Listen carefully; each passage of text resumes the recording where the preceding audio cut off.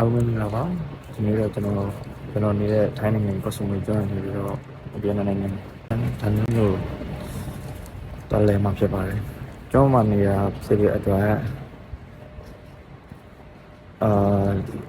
transportation assistance တော့စီးရတယ်ဘာလို့လဲဆိုကျွန်တော်ကနေပြီးတော့ဘန်ကောက်ကိုရောက်ဖို့အတွက်တမောစီးရတယ်အရင်ဆုံးတမောကနေပြီးတော့တမောစိတ်ကနေလေစိတ်ကို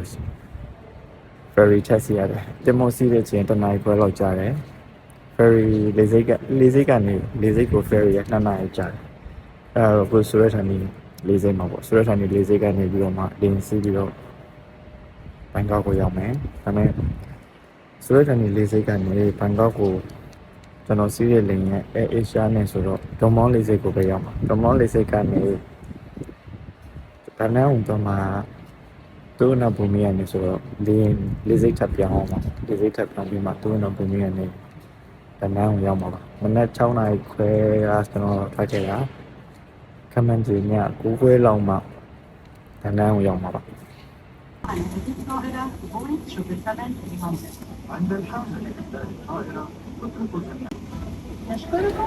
နန်း immigration ဘယ်လောက်တောင်ကောင်းလဲဆိုတော့ခွင့်တော့မမေးဘူးဒီနေ့နေမှာလဲပါလဲဘာတစ်ခွင့်တော့မမေ့ဒီတိုင်းမှာ passport ပြီးတော့ထုတ်ပေးတယ်ပြန်လာမေးနေမင်္ဂလာပါအခုကျွန်တော်တို့ရောက်တဲ့နေရာ Golden Bridge ကိုရောက်နေတာဒါမှမဟုတ် cable car စီးရမှာticket ဝယ်တဲ့အချိန်မှာ ticket က2မျိုးရှိတယ်တစ်ခုက cable တီးတန်နောက်တစ်ခုက buffet lunch မှာပါ cable တီးတန်9သိန်းခွဲ lunch ကိုပါတဲ့ဟာ12သိန်းခွဲအဲ့တော့အခုကျွန်တော်တို့က ticket ဝယ်ခဲ့ပြီစီးမဲ့နေအောင်သွားနေပေါ့အခုကျွန်တော်ဘန်နာဟေးရဲ့အခြေမှာပါ free beer နှစ်ခါရလာဒီဘက်ကစီးဖို့သွားနေတာဆိုပါလေ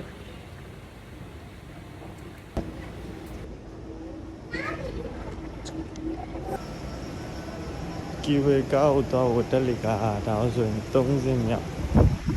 စီရမှာပါဒီဘက်စီးမညာရောက်လာပါပြီ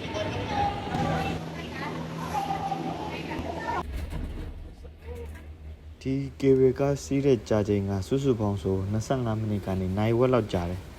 မိုးရွာနေတော့ဟိုအပြင်ကိုတအားမမြင်ရပါပဲအပြင်မှာတော်တော်ကိုလာတယ်ဒါကင်မရာထဲမှာလို့သိမပေါ်တာအပြင်မှာတော်တော်လေးလာတယ်အမှရေတကွန်နေလည်းရှိတယ်နောက်ပြီးကေဘကားကကျိုးဆွီးတဲ့လိုင်းက4ခုမြင်ရတယ်ဒါပေမဲ့ကျွန်တော်တို့ဒီလိုင်းတော့ဗောလေအပြန်ကြတော့ဒီကေဘနဲ့မဟုတ်နောက်ထပ်နေစင်မိုရွေးချယ်စရာတခြားနေရာတွေလည်းရှိသေးတယ်ဘယ်ကနေအသွားတစ်ကြောင်အပြန်တစ်ကြောင်ဒါပေမဲ့နှစ်ခုလုံးကတော်တော်လာတယ်ပေါ့ဒီကောင်တောင်ထိပ်ကိုရောက်သွားပြီဆိုရင်လေသူကရောက်ချင်းနေရာမှာလေလဲစရာတွေအများကြီးရှိတယ်အဲ့ဒီကေဘကားစုံတဲ့နေရာမှာအဲ့ရနေပြီးတော့လဲစရာတွေကုန်သွားပြီဆိုမှနောက်ထပ်ကျွန်တော်တို့ Golden Bridgeရှိတဲ့နေရာဒီလဝါနဲ့တရားကြီးရှိတဲ့နေရာကိုထပ်သွားတာအဲ့ဒါလည်းနောက်ထပ် cable တက်စီရတာပဲအဲ့ကောင်တော့တိတ်မကြဘူး9မိနစ်လောက်6မိနစ်လောက်အဲ့လောက်ပဲကြာတယ်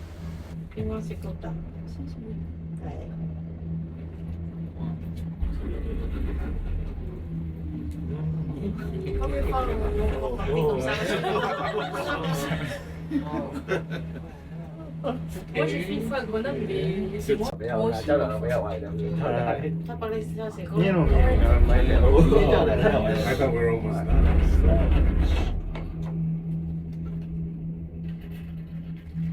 Oh, look at this. Yeah, there's a road right there. Oh, yeah. Oh, it's there. He's there driving. You want to drive down? Oh yeah. No.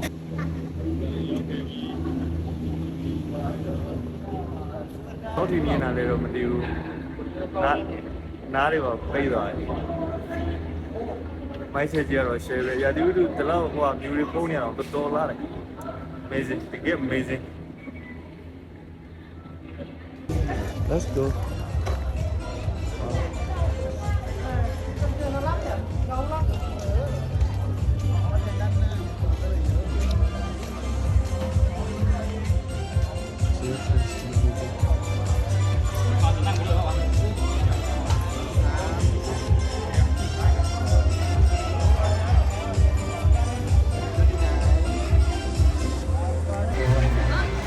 လာပေါ့တတိရှာဒီ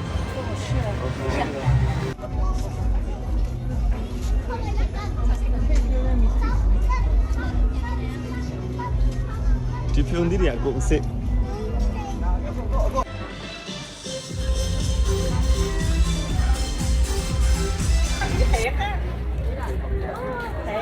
ပေမဲ့ဒီရဲ့ပတ်ကင်တွေအကုန်လုံးအစ်စ်တွေအတုတွေလို့ထင်တာကုန်စစ်ဒီနောက်မှာတွေ့ရတဲ့ဘန်းတွေလည်းအကုန်အစ်စ်ပဲဒ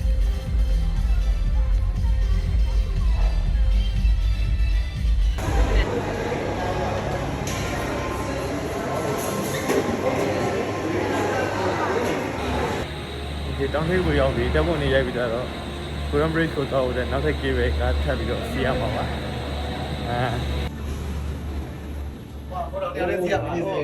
Private fire oh my god okay start now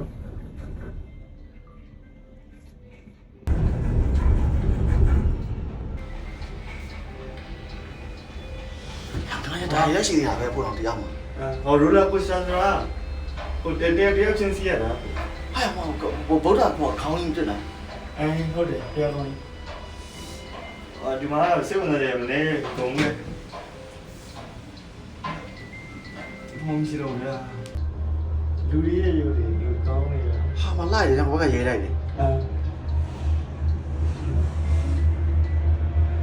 So finally Golden Bridge ကိုရောက်ပါပြီ Let's see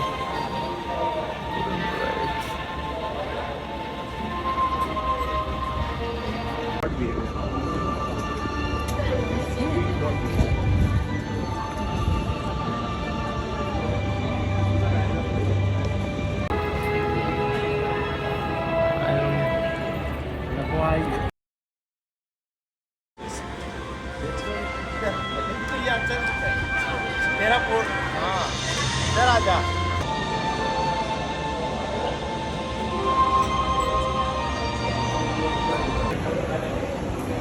Four season.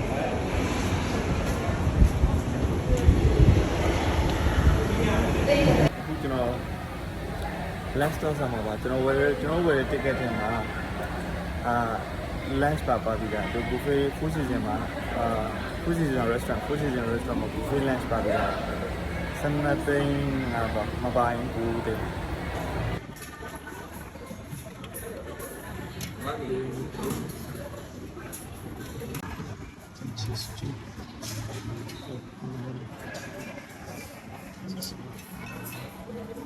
ဒီဘူဖေးရမြအခုကျွန်တော်ရိုက်ပြတာတွေကဒါသူတို့ဘေဖွေးကောင်တာရဲ့တော့ဝက်ပေါ့ဟိုဘက်မှာနောက်တော့ဝက်ရှိသေးတယ်ကျွန်တော်မသွားပြခဲ့တာ live cooking session အကြီးကြီးရှိသေးတယ်ဘတ်300လောက်နဲ့ဆိုရင်ဗျစားနိုင်တယ်လို့ဆိုတော့တော်တော်တန်ပါတယ်မစားနိုင်တယ်လို့ဆိုလည်းတန်ပါတယ်ဒီကောင်အဲ့ ticket ဝယ်လို့ရှိရင် buffet ပါလဲရဝယ်ခဲ့တာကို recommend လုပ်တယ် စားရည်အများကြီးတည်းမှာကိုရီးယားထမင်းတော့လုပ်ဖို့စဉ်းစားတာဒီလေးနေဒီကျစေတာအများလုံးတော့ကိုရီးယားဇာတ်ကားတွေလို့ထမင်းတော့ကိုရီးယားထမင်းတော့ဒီဘူဖေးမှာဒီကျစေတာအများလုံးတော့ဘာလို့လဲမသိဘူးအဲ့ဒီကိုရီးယားကောင်လာမှာသူပုံစံပြထားတဲ့တာယူလာတယ်ဆမ်မွန်တကွဲတွေ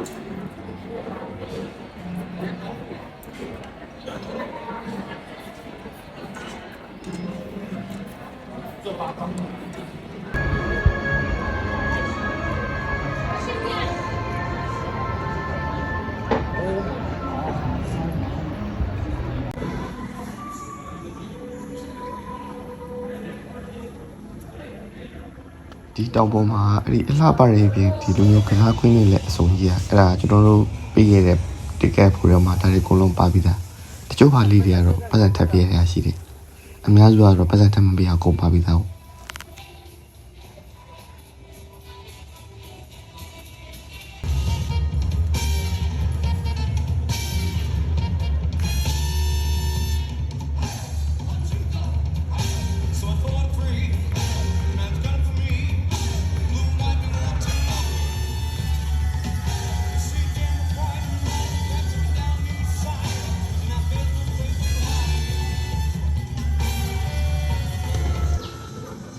ဗျာ 5G ရုပ်ရှင်ဝင်နောက် 10D နောက် roller coaster အဆုံးမှာပဲကစားစရာတော်တော်ဆုံးပဲအများစုကတော့ပတ်စံထပ်မပေးရဘူး 10D ကတော့ပေးရတယ် roller coaster လည်းပေးရတယ်ထင်တယ်အရင်မမြောက်ပေးရတာကျွန်တော်တို့မိုးရွာနဲ့ပြင်မမိုးရွာသွားပြီဆိုတော့ roller coaster ဘက်ကမရောက်ခဲ့လိုက်ဘူးမိုးရွာရင်လည်းမိုးရွာတဲ့အလျောက်သူ့အနေနဲ့သူတို့လှနေတာပါပဲ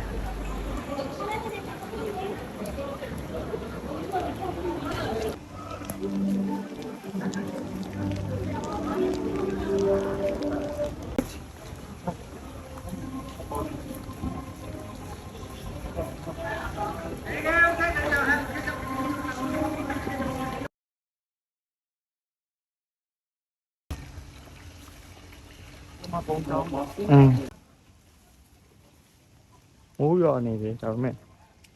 လုံးဝဟိုတိမ်နေပေါ်ရောက်နေသလိုပဲ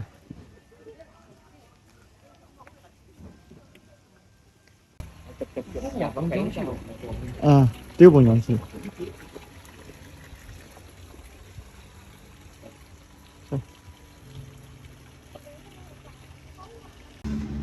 ဒါတော့ကျွန်တော်တို့အခုတောင်အောက်ကိုပြန်ဆင်းတာပါပဲအလားတော့ကေဘယ်နဲ့တော့မတူဘူးနောက်တစ်ကေဘယ်တစ်ခုပြောင်းပြီးစီးခဲ့တာပါ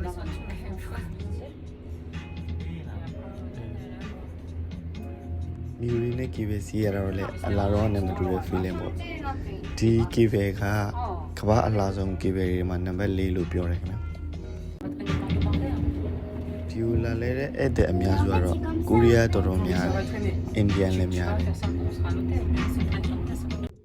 ဒီဟိုတော့မယ်ဆိုရင်မနေ့စောစောကတည်းကလာတာပိုကောင်းပါတယ်ဒီတောင်ပေါ်မှာတနေ့ကုန်လုံးကိုယ့်အတွက်ချိန်ရလေလှုပ်ရှား activities တွေစုံစုံလင်းလင်းလုပ်လို့ရလေပါပဲမြို့ရဲကနေဒီကိုလာမယ်ဆိုတော့မိနစ်40 45မိနစ်လောက်တော့ကားစီရတယ်ကျွန်တော်တို့တော့ taxi ငှားပြီးလာခဲ့တာပေါ့ဒီနေရာကမိသားစုလိုက်လဲလာလို့ကောင်းတယ်အပေါင်းအသင်းတွေနဲ့လည်းလာလို့ကောင်းတဲ့နေရာမျိုးပေါ့